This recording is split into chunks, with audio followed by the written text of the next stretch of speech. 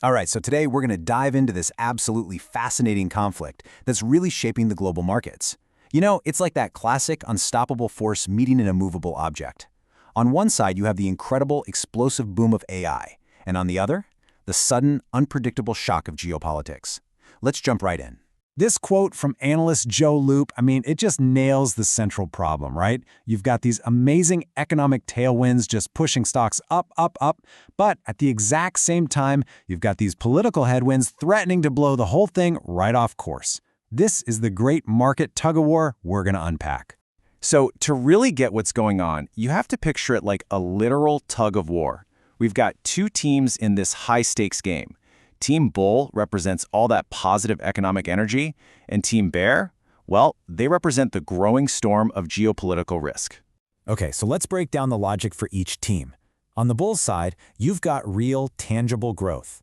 The AI revolution isn't just hype, it's driving seriously strong corporate earnings. Now, you add in the market's belief, its conviction really, that the Fed is going to cut interest rates, and you've got this powerful recipe for optimism. But the bear's case is just as strong, and it's driven by pure uncertainty.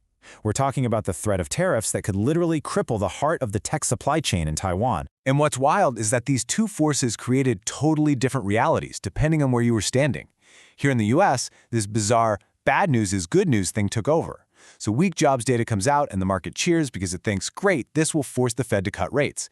But in Taiwan, there was absolutely no silver lining. The threat of tariffs was just plain bad news, period. A direct, maybe even existential risk to their most important industry. So let's switch over to that geopolitical side and see how this whole thing snowballed. Because this wasn't just one announcement. Oh no, it was a rapid escalation that felt like being on a roller coaster.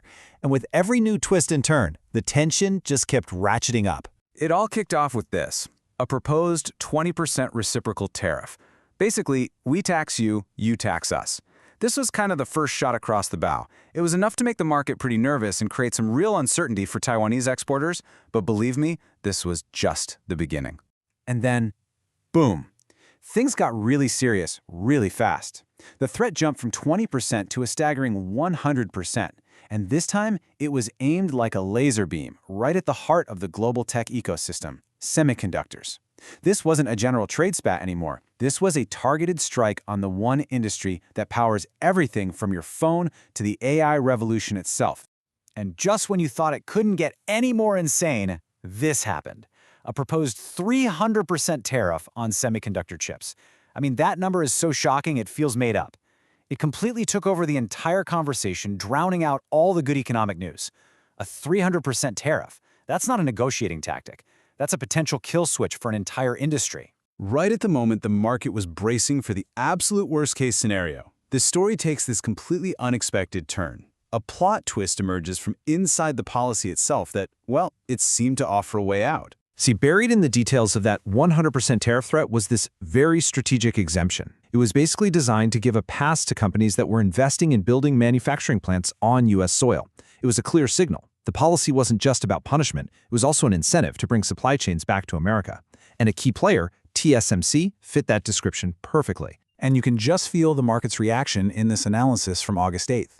You can almost hear the collective sigh of relief. The dreaded worst-case scenario, a blanket tariff that hits everybody, was suddenly off the table for the most important companies. The risk didn't disappear, but the entire calculation had changed. But you guessed it, the roller coaster wasn't over yet. The policy got clarified with this new, punitive formula called N plus 20%. What does that mean? Well, it meant Taiwan would be charged whatever the base tariff was for other countries, plus an extra 20% on top. Suddenly, that whole exemption was kind of irrelevant. This confusing new structure brought all that uncertainty roaring right back, and that initial optimism, it just evaporated.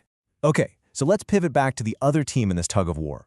Because while all this political drama was dominating the headlines, the fundamental economic engine was still firing on all cylinders, creating this powerful counter-narrative of strength. And that engine was incredibly strong. Look at these numbers. TSMC posted a massive 22.5% jump in revenue for the month. Taiwan upgraded its entire GDP forecast. And in the US, corporate earnings were growing at over 10%. These are huge, powerful signals of a booming economy that were actively fighting back against all those negative geopolitical headlines. Now, to see how this all played out in real time, this is fascinating. Let's look at the top 5 Taiwanese tech firms on August 6th. Things look pretty good, right? TSMC is strong, Foxconn is positive. Now, I want you to keep a close eye on Quanta Computer, which you'll see also has a positive trend here. Now look at this. This is less than 2 weeks later, August 19th. Quanta Computer's trend has completely cratered all the way down to strongly negative. So what happened? As those tariff risks got more specific and more scary, capital didn't just leave the market, it rotated. It fled from companies that were seen as having higher political risk, like Quanta, and it ran to relative safe havens like TSMC, which at the time was protected by that exemption. This is a perfect snapshot of money moving in real time to price in political risk. So what's the big takeaway here? What did we learn from this crazy period of volatility? Well, this whole tug of war wasn't just a random event. It actually revealed a whole new set of rules for how markets are going to work in this new era. Here's the new playbook. Rule number 1. Geopolitics can and will override even the strongest fundamentals. A single headline can change everything in an instant. Rule 2. Capital is ruthless, and it is fast. Money will rotate from danger to perceived safety immediately, and that creates clear winners and losers. And Rule 3. Not all tech is created equal anymore. The risk isn't about the tech sector as a whole, it's about which specific companies are positioned to navigate the political maze. A company's geopolitical strategy is now just as important as its product strategy. Okay, so why is all this happening now? To really understand the significance of this market tug of war, we have to zoom way out, beyond the daily stock charts, and look at the deeper historical forces that are at play here. And that brings us to this really influential theory from a political scientist named Samuel Huntington. See, after the Cold War ended, a lot of people thought, great, an age of peace is here. Huntington, he said, not so fast. He argued that the big conflicts of the future wouldn't be fought over ideologies, like capitalism versus communism. They'd be fought over deep-seated cultural and civilizational identities. Huntington pointed to a few key reasons for this clash. Things like our cultural identities being incredibly resilient, the way globalization, a shrinking world, forces us all into closer contact, which actually creates more friction. And, of course, that deep-seated fear of being dominated by another culture.